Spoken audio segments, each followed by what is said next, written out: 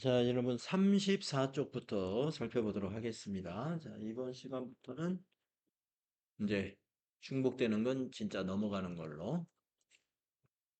자, 비유동자산부터 한번 보겠습니다. 앞에서 이제 유동자산 정리했고, 이제 비유동자산에는 먼저 투자자산이 이제 유동성 배열의 원칙에 의해서 투자자산이 나오죠.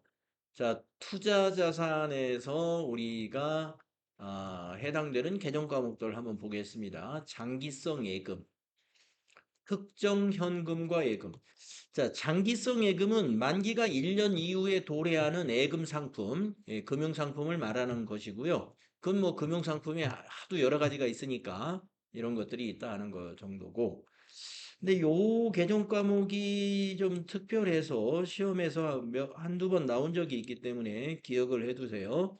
특정 현금과 예금. 개정 과목 이름이 좀 특별하죠? 예.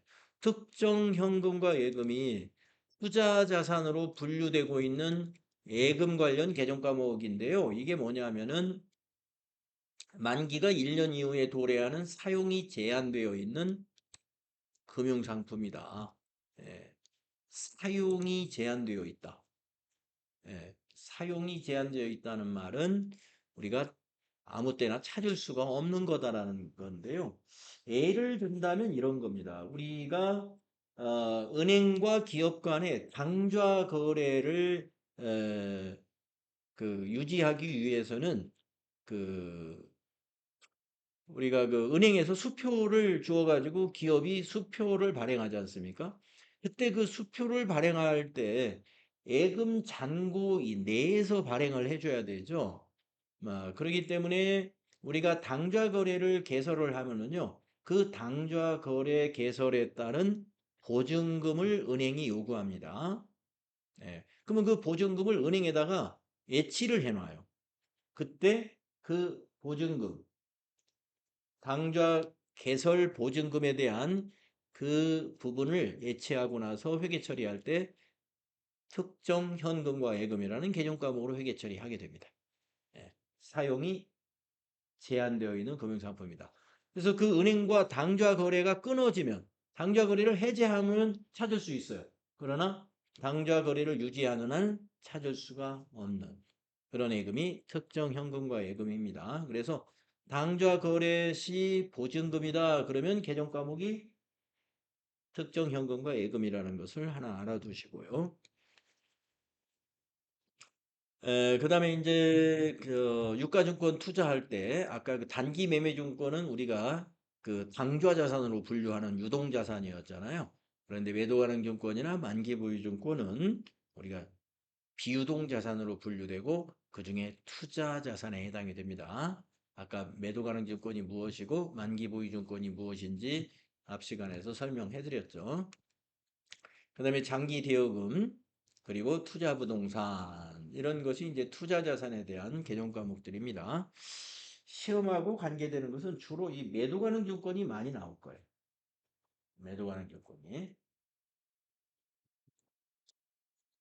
물론 투자 부동산도 간혹 나옵니다. 투자 부동산.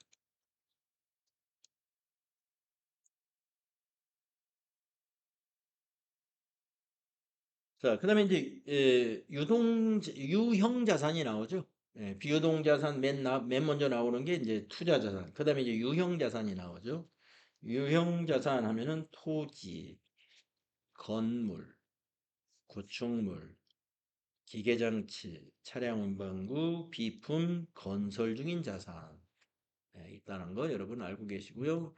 여기서 건설 중인 자산은 우리가 그 건축이 완료되기 전까지 임시로 운영하고 있는 임시 계정에 해당이 되고 임시 계정이기 때문에 우리가 유형 자산 중에서 감가상각을 안 하는 자산이기도 하고 그다음에 토지도 감가상각을 하지 않는 유형 자산이죠. 토지도 그 정도 아시면 됩니다.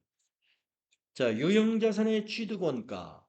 유형 자산의 취득원가도 취득과 관련된 모든 비용을 포함합니다. 여기 네모 박스에 보면은 이게 다 취득과 관련된 비용의 하나에 포함될 수 있는 예제가 되겠습니다.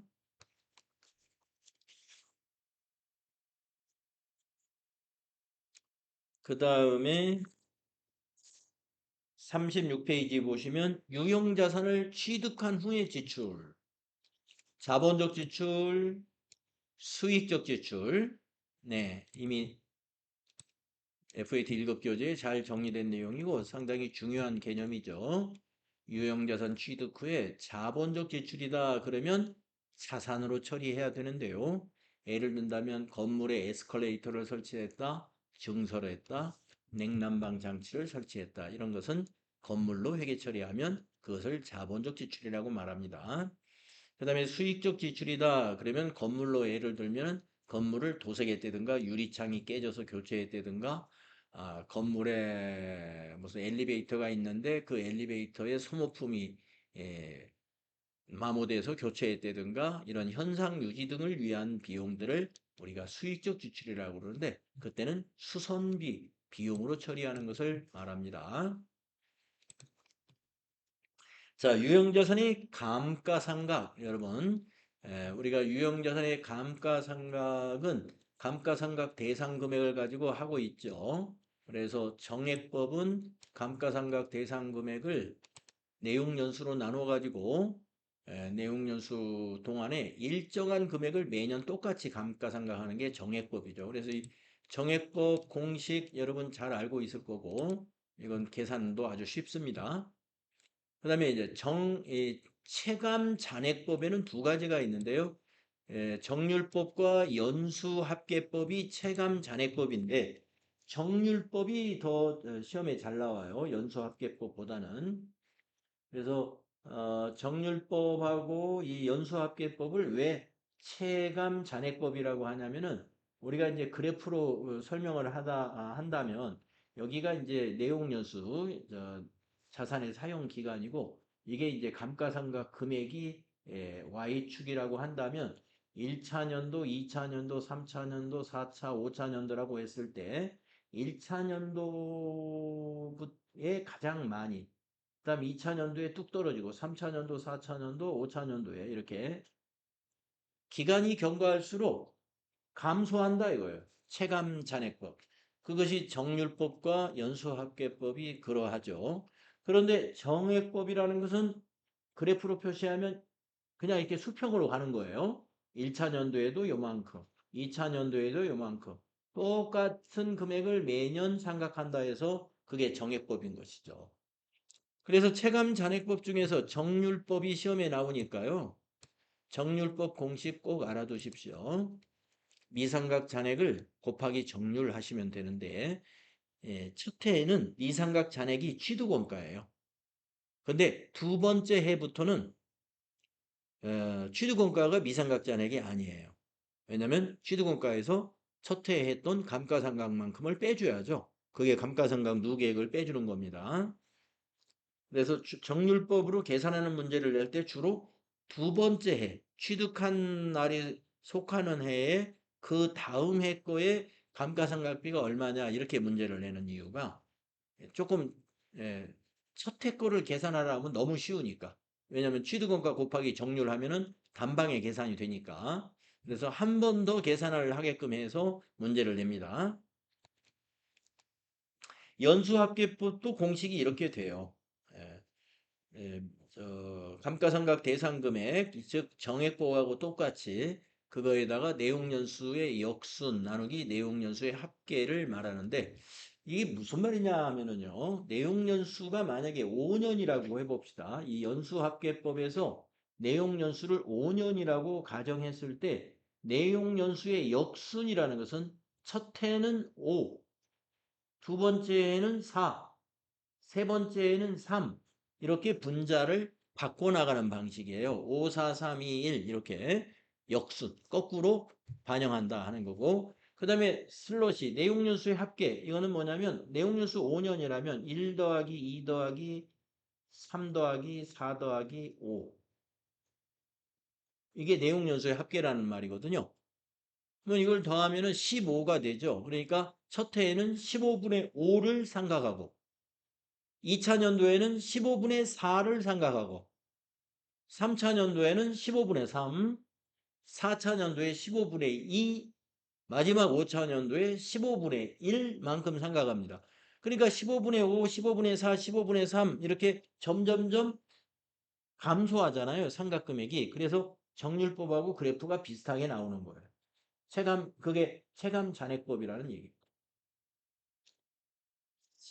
연수합계법으로 감가상각하는 사례는 저는 아직 보진 못했어요. 우리가 이제 회계상 이론에서 이렇게 정리는 되어 있지만 실제 실무에서 적용하는 사례는 보기 힘든 경우입니다. 그 다음에 생산량 비례법은 어떤 업종에서 쓰고 있냐 하면은 광업에서 생산량 비례법으로 감가상각을 적용하기 딱 좋은 업종입니다. 광업. 네. 광업이라 하는 것은 매장되어 있는 광산물이라든가 또는 무슨 그 가스라든가 이런 것을 뽑아내는 거잖아요. 그러면 이 매장물이라는 게 광물이나 가스나 이런 기름 같은 것은 미리 탐사를 해가지고 어느 양이 매장되어 있다라는 예정 생산량이라는 게 나와요. 그래서 만약에 2000설봉산에 가스가 만약에 500만 톤의 가스가 있다 해가지고 500만 톤 가스가 있다. 그래서 이 가스를 어느 개발회사가 이제 개발을 시작했다고 볼까요? 그러면 이제 거기 가스를 생산하기 위해서 거기에 장비를 이제 투입하게 되죠. 거기에 들어가는 모든 기계 장치 또는 차량 운반구 이런 것들의 감가상각을 생산량 비례법으로 하면은 가장 적합하다는 거죠. 그래서 1차 년도에 만약에 10만 톤을 생산했다. 그럼 500만 분의 10만 만큼을 감가상각하는 거예요. 2차 년도에는 100만 톤을 감가상각했다. 그러면 500만 분의 100만을 감가상각하는 거죠. 이렇게 거기에 투입된 장비는 이 예정 생산량을 다 생산하고 나면은 그 생산 작업이 거기서 끝나지 않습니까? 그래서 총 생산 가능량만큼만 감가상각을 반영하는 거예요. 그래서 광업에서 쓰는 방식이다는 정도로 알아두고 우리 시험에 대비할 때는 요 두 가지. 정액법, 정률법으로 계산하는 문제가 이론에서 나옵니다. 그래서 꼭 정확하게 할 줄 알아야 되고요. 감가상각에 대한 회계 처리는 여러분들이 그 자동결산으로 하다 보니까 이것을 실제로 이 실무 수행으로 문제를 내지는 않아요. 자동결산 사항이니까 이제 우리가 뭐 기계장치에 얼마 입력하고 전표 추가 누르면 되잖아요. 하지만 이론으로는 낼 수 있어요. 감가상각에 대한 회계 처리로 올바른 것은. 그러니까 이 회계 처리도 이론 문제로 나올 수 있으니까 알고 계셔야 돼요. 유형자산은 우리가 어떤 방식이에요? 이렇게 차감 계정으로 유형자산은 간접 상각을 하는 거죠. 간접 상각. 차감 계정으로 상각한다는 뜻입니다. 예. 그러니까 건물이면 건물에서 직접 빼는 게 아니라 건물의 차감 계정을 만들어 가지고 상각을 한다 해서 간접 상각이에요. 뭐가요? 유형자산이 그렇죠. 자, 그다음에 유형자산 처분 시 회계 처리는 우리가 이제 FAT 1급에서 유형자산 처분에 대한 회계 처리 분개할 때 5줄로 분개되는 거 복잡한 거 보셨죠? 여기는 지금 4줄로 분개가 이렇게 4줄로 보이는데 하나, 둘, 셋, 넷. 차변 2개, 대변 2개. 근데 뭐가 하나 빠졌을까요? 여기 부가가치세가 빠졌잖아요. 우리가 유형자산을 처분하면 매출 세액이 발생하지 않습니까? 그러니까 이 밑에 사례에서는 지금 부가가치세는 반영을 안 시킨 거예요. 그래서 네 줄로 분개가 나옵니다만은 여러분들은 이미 유형자산 처분에 대한 회계 처리를 그 FAT 1급을 공부하면서 사용 중이던 뭐 차량 운반구를 처분했다든가 사용 중이던 어떤 비품을 처분했다든가 이런 회계 처리를 몇 번 여러분 연습했잖아요. 예, 그때 분계가 아주 복잡했죠. 밑에 메인 매출 전표에 51번, 아니야, 11번 과세 매출로 하고 나서 밑에 분계를 5줄로 했잖아요. 그래서 유형자산 처분 이익이 나왔다든가 또는 처분 손실이 나오는 걸로 마무리했죠. 그때 5줄로 했어요. 근데 지금은 왜 네 줄이냐? 아까 말씀드린 대로 여기 지금 부가세 예수금이 생략되어 있는 겁니다. 그래서 처분에 대한 회계 처리는 꼭 중요하니까 꼭 알고 계셔야 되고. 자, 그 다음에 37페이지에 보면은 교환거래에 대한 회계 처리가 나옵니다. 교환거래. 유형자산의 무상취득 및 교환거래라고 보시면 되는데 여기는 이제 실제로 시험에서는 무상취득으로 문제를 내지 않고 유형자산의 교환으로 문제를 해요. 유형자산을 교환하는 것도 회계 처리를 해야 되는데 이론 시험으로 한 문제씩 냅니다. 이론 시험으로. 그래서 여기서 이론에서 묻고자 하는 핵심적인 내용이 있어요. 그것만 잘 기억을 하시면 돼. 예, 그것만 잘 기억을 하고 나중에 이제 이론 정리할 때 저 뒤에 있는 그 유형별 연습 문제에서 예, 이런 문제를 찾아서 한번 풀어볼 거예요.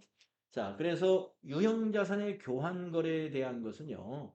이종이냐 동종 간의 교환이냐에 따라서 회계처리 방법이 달라집니다. 그래서 뭐가 달라지느냐 하는 것만 알면 되는데 우리가 이제 교환이라는 것은 우리가 사용 중인 자산을 거래처에다 주고 다른 자산을 받는 것을 교환이라고 하잖아요. 자, 이때 이 취득한 자산,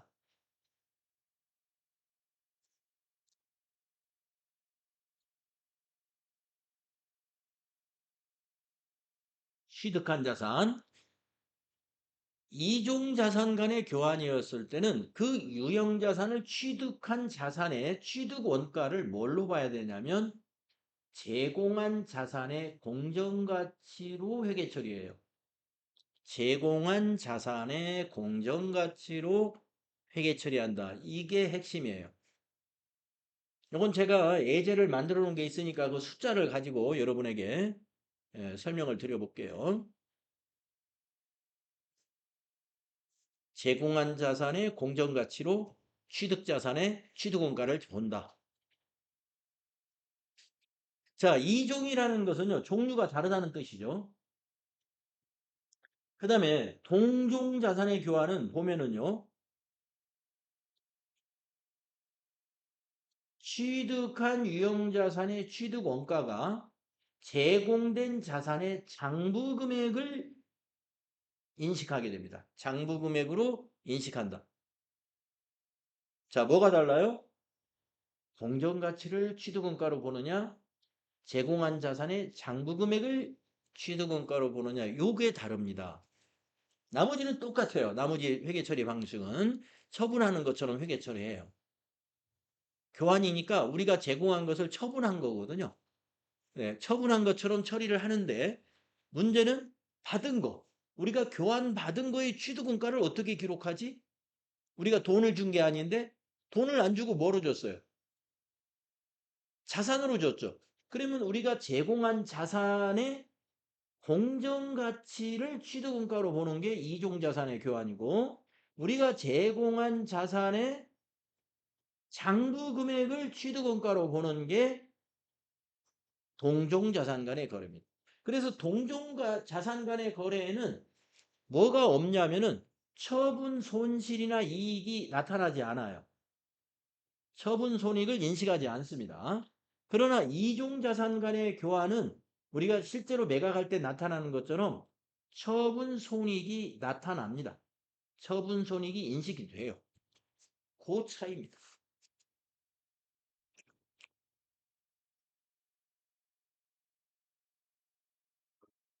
이론에서 나오니까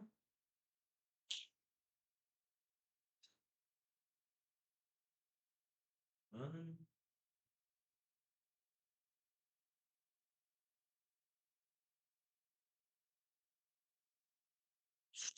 숫자가 있는 예제를 한번 꺼내 볼게요. 수업 시간에 앞에 수업 시간에 해 놓은 게 있어.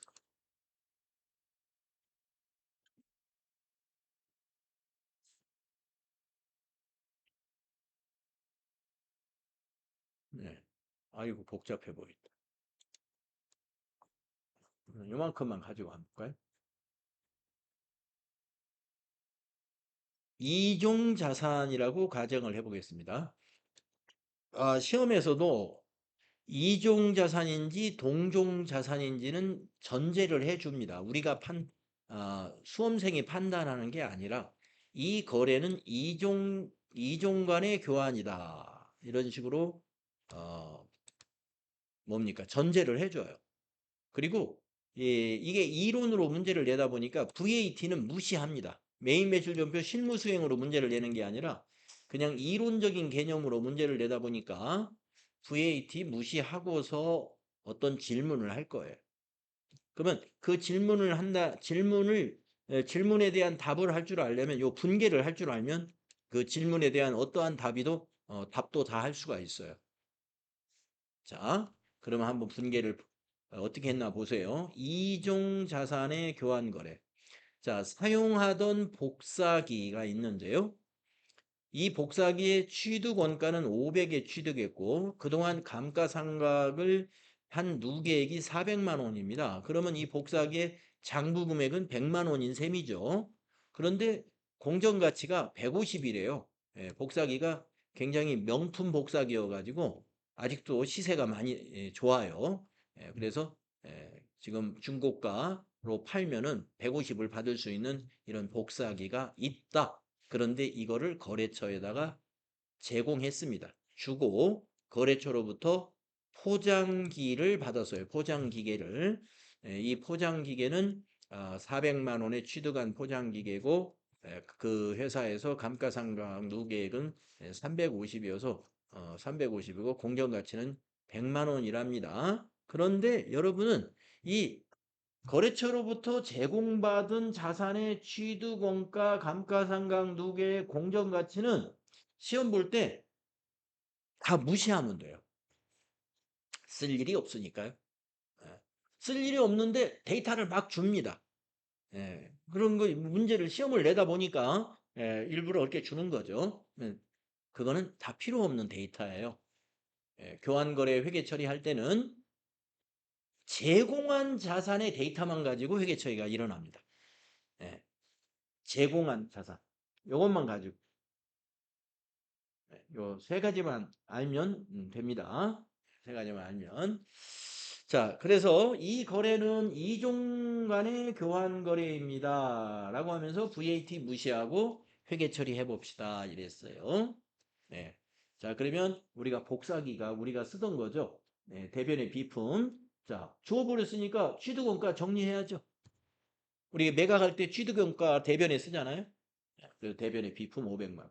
그다음에 요 감가상각 누계액 이거 취득원가 정리하면서 우리가 감가상각 누계액도 같이 정리하잖아요. 그래서 차감 계정이니까 이거는 차변에다 정리하죠.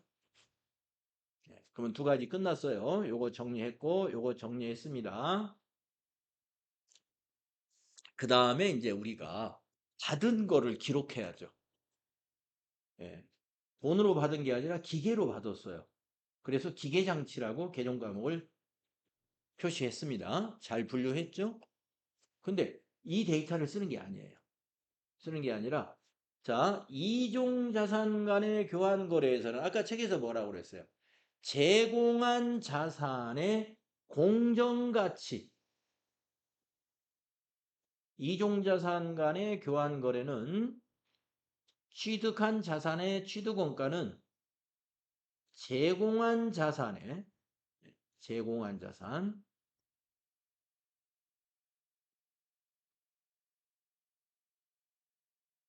공정가치를 인식해야 된다 그랬어요. 그러면 공정가치가 뭐죠? 바로 요 시가죠, 시가. 시가가 공정가치. 그래서 기계장치의 취득원가는 150이다 이렇게 기록하는 겁니다.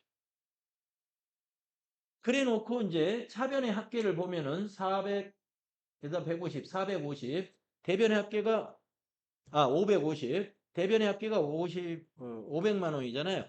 자, 그렇게 판단하셔도 되고 어, 이렇게 판단해도 돼요. 지금 이 복사기의 장부 금액은 100만 원이에요. 취득이 500, 감가상각 누계액이 400이니까 100만 원이 장부 금액인데 자, 150을 받은 셈이죠. 그러니까 50만 원 더 받았어요. 그걸 우리는 이렇게 기록한다. 유형자산 처분이익이다. 유형자산 처분이익. 그래서 이종자산 간의 교환에서는 유형자산 처분이익이나 손실이 나타납니다. 나타날 것이고 여기서 중요한 것은 취득한 자산의 취득금액을 어떻게 인식하느냐 이게 중요하다고 그랬죠. 제공한 자산의 공정가치로 인식한다. 요거를 이 문제를 해결하는 핵심 포인트로 기억하셔야 돼요. 자, 그 다음에 이제 그러면은 동종자산의 교환 회계 처리를 이제 보겠습니다. 데이터는 똑같아요. 위에 있는 데이터하고 똑같습니다. 똑같고 이 거래가 동종 간의 교환 거래라고 가정을 하고 이제 회계 처리해 보겠습니다. 네, 아까 말씀드린 대로 제공받은 자산의 취득원가, 감가상각 누계의 공정가치는 교환거래 회계 처리에서 전혀 쓰지 않아요. 쓰지 않고 제공한 자산의 취득원가, 감가상각 누계의 공정가치 이 데이터 중에서 갖다 쓸 거예요. 자, 그러면 이것도 매각으로 처리해야 되니까 비품 대변 요거 정리했죠? 그 다음에 감가상각 누계액 400만 원 차변에 정리해야죠? 자, 그런데 제공받은 포장기계의 취득원가를 얼마로 인식하느냐 하면은 제공한 자산에 이것이 뭐냐면은 제공한 자산의 공정가치가 아니고 장부금액으로 인식한다 이 말이에요. 장부금액으로 인식한다. 이게 다름. 그러면 장부금액은 얼마죠? 100만 원이죠. 이렇게 취득원가에서 감가상각 누계액을 빼면 100만 원이죠. 그래서 100만 원으로 인식하는 거예요. 자, 그러면 차변의 합계 500, 대변의 합계 500이죠. 장부금액만큼으로 취득금액을 보기 때문에 처분이익이나 손실이 나올 수가 없어요. 인식하지 않게 되는 거죠. 그래서 동종자산 간의 교환거래에서는 유형자산 처분 손익이 인식되지 않는다. 그 이유가 장부금액으로 취득원가를 보기 때문에 제공한 자산의 장부금액으로 요 사실을 아시면은 이 교환거래에 대해서 그동안 문제가 나왔던 모든 것을 다 맞출 수가 있어요. 앞으로도 만약에 문제가 나오면 요것만 알면 맞출 수 있는 문제로 나올 거예요. 그래서 나중에 유형별 연습 문제를 풀다 보면 기출문제에서 나왔던 그런 문제가 한두 문제 있으니까요. 그때 다시 여러분이 복습하시면 됩니다. 자, 교환거래 이렇게 넘어가면 되고요. 다음은 유형자산의 재평가. 자, 우리가 그 FAT 1급에서는 원가 모형으로 유형자산을 회계 처리했습니다. 원가 모형이라는 것은 뭐냐면 유형자산의 취득 금액을 계속 가져가는 거예요. 네. 그런데 재평가 모형으로 회계 정책을 바꾸게 되면은요. 유형자산의 계정 과목별로 유형자산 분류별로 재평가할 수 있어요. 그러니까 우리가 비품이나 기계장치 같은 경우는 의미가 없으니까 재평가를 안 하지만 부동산에 해당하는 뭐 토지나 건물 같은 유형자산은 규모도 크고 그리고 시세가 변동이 크기 때문에 가격이 오를 수도 있는 거거든요. 그래서 재평가 모형을 할 수가 있어요. 그래서 회계 정책에 따라서 재평가 모형을 선택할 수 있습니다. 그래서 여러분들이 그 아까 1교시에서 자본에 관한 개정 과목을 정리할 때 기타 포괄 손익 누계액에서 여러분에게 재평가 잉여금이라고 하는 거, 예, 재평가 잉여금이라는 개정 과목을 기억하셔야 됩니다라고 제가 그랬을 거예요. 재평가 잉여금, 음, 재평가 잉여금. 요 재평가 잉여금이 바로 자본의 기타 포괄 손익 누계액에 해당되는 거였잖아요. 예. 바로 TAT 2급에서 우리가 이론, 이것도 실무 수행으로는 나온 적은 없어요. 이론에서 유형자산의 재평가에 대해서 문제를 출제를 하거든요. 그래서 이론 대비해서 요거 잘 이해를 해줘야 되겠습니다. 자, 한번 읽어볼게요. 유형자산은 최초 인식 시점 이후에는 원가 모형이나 재평가 모형 중에 하나를 회계정책으로 선택한다. 지금까지 FAT 1급에서는 모두 원가 모형이라는 것으로 회계 처리했다고 보시면 돼요. 그래서 우리가 장부금액이다 그러면 취득금액에서 감가상각 누계액을 뺀 것을 장부금액이라고 했고요. 우리가 원래는 손상차손 누계액도 인식을 해야 되는데 손상차손 누계액을 그동안 한 번도 인식한 사례가 없어서 이걸 빼주진 않았습니다. 예, 손상차손이라는 것은 뭐냐면은 해당 유형자산이 어떠한 사고를 당해가지고 가치가 하락된 것을 손상차손이라고 그래요. 예, 그래서 손상차손은 우리가 장부금액을 계산할 땐 감가상각 누계액처럼 감가상각하는 것처럼 빼주는 겁니다. 자, 그런데 재평가 모형에서 장부금액을 산출하는 것은 자, 취득원가를 쓰지 않고 공정가치를 이용해요. 공정가치에서 감가상각 누계액과 손상차손 누계액을 빼주는 거예요. 그러니까 재평가 모형하고 원가 모형이 인식이 뭐가 달라져요? 해당 자산을 원가 모형은 처분할 때까지 계속 취득원가를 가지고 가는 방식. 재평가 모형은 평가할 때 취득원가를 바꿔버려요. 뭘로? 그 평가 시점에 시장 가격으로 바꾸는 거예요. 유형자산의 현재 가치를 적용하는 거예요. 그래서 재평가는 뭐 기말에 할 수도 있습니다. 결산 기말에. 하지만 꼭 이건 기말 정리사항은 아니에요. 주기적으로 평가 시점이 됐다. 만약에 유형자산에 어떤 변화가 있다. 라고 했을 때 주기적으로 수행을 하면 됩니다. 내용을 읽어보면 이렇게 됐어요. 재평가는 보고기간 말 자산의 장부금액이 공정가치와 중요하게 차이가 나지 않도록 주기적으로 수행한다. 그러면 이제 결산 때 정해서 12월에 한번 해도 되고요. 꼭 결산 때 안 해도 다른 시점에 해도 상관없습니다. 자, 유형자산을 재평가할 때 재평가 시점의 총 장부금액에서 기존의 감가상각 누계액을 제거하여 자산의 장부금액, 순장부금액이 재평가 금액이 되도록 수정하는 것이다. 그래서 재평가 모형의 장부금액이 어떻게 산출되는지 이 공식을 알고 계셔야 되겠고요. 그러면 이제 회계 처리를 한번 해보겠습니다. 재평가로 장부금액이 증가된 경우, 자, 증가액은 기타 포괄 손익으로 인식해야 된다. 단기의 손익에 반영하지 말아라 하는 얘기입니다. 예. 그러니까 토지의 가격이 올랐다라고 해서 단기 순이익을 그것을 단기 순이익에 반영해서는 안 된다 이거예요.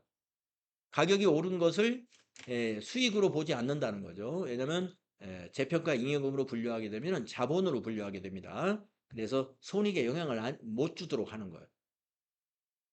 그러니까 경영자가 이제 우리 회사의 재무 상태가 나빠지니까 우리 좀 유형자산을 재평가 모형으로 하자 해가지고 토지 10년 전에 산 토지가 10억이었는데 재평가해 보니까 100억이 나왔어요. 그래서 100억으로 평가를 해버리면 이익이 영업의 수익이 갑자기 푹 늘어가지고 당기순이익이 올라가겠죠.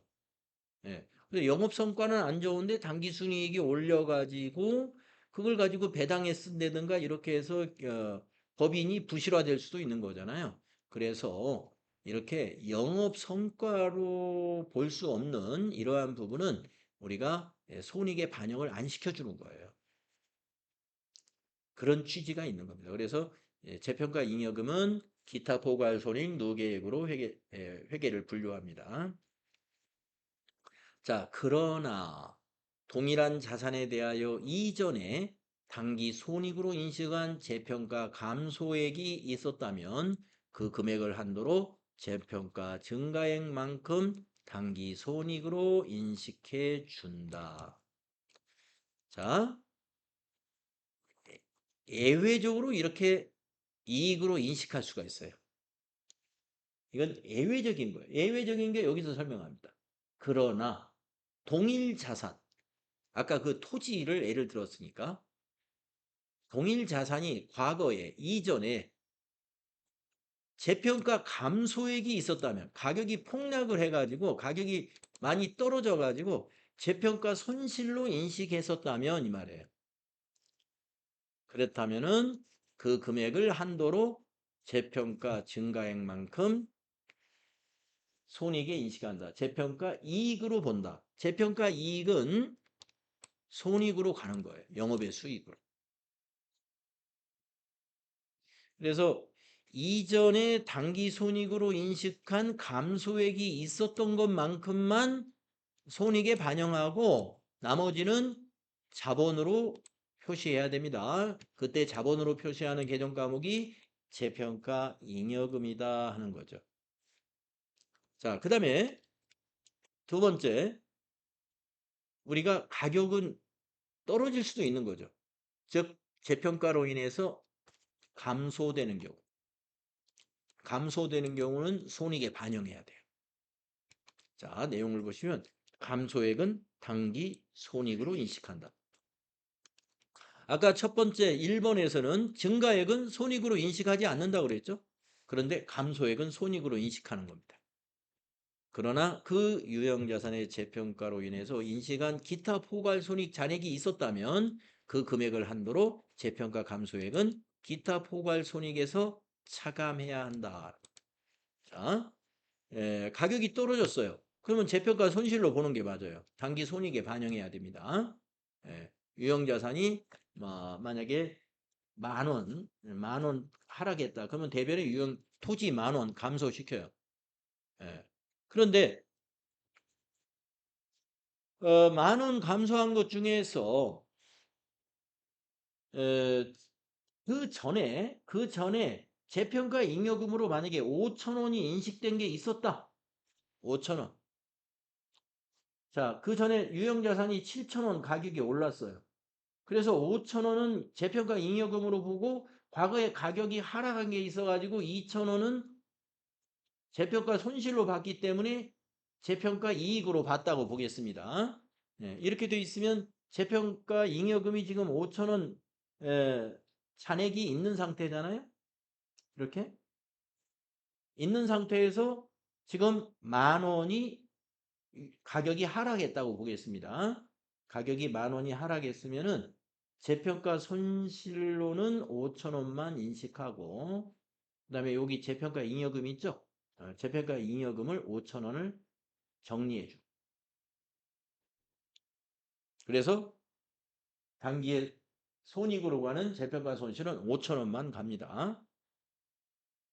이전에 왜 그러냐면 이전에 기타 포괄 손익으로 인식한 재평가 증가액이 요것이 있었기 때문에 요 금액이 있었기 때문에 이거를 갖다가 여기다 정리하는 거죠. 그리고 더 5,000원이 더 떨어졌죠? 그것만 재평가 손실이 된다. 자, 이렇게 섞어서 보니까 좀 설명이 좀 약간 좀 어려워졌는데요. 과거에 이런 사실이 있었다는 걸 무시하고 처음 평가한다는 전제로 알아두면 쉽습니다. 자, 처음 평가한다라고 했을 때 중요한 건 이거예요. 증가했다. 즉 가격이 올랐을 때는 뭐로 본다? 재평가 잉여금으로 본다. 또 처음 평가하는데 감소했어요. 가격이 떨어졌어요. 그럼 뭘로 본다? 재평가 손실로 본다. 예, 요것만 기억해도 좋아요. 자, 유형자산을 재평가 모형으로 할 때 가격이 오른 부분은 자본으로 보는 재평가 잉여금이고 가격이 떨어진 거는 단기의 손익으로 보는 재평가 손실이다. 요것만 아셔도 좋다.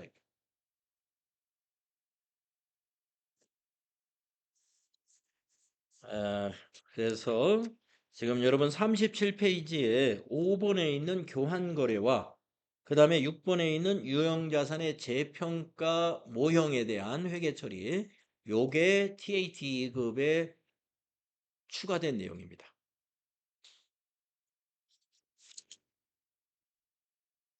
자, 쉬었다가요. 다음 시간에는 다음 페이지에 있는 손상차손과 정부보조금 회계처리 설명을 드릴게요.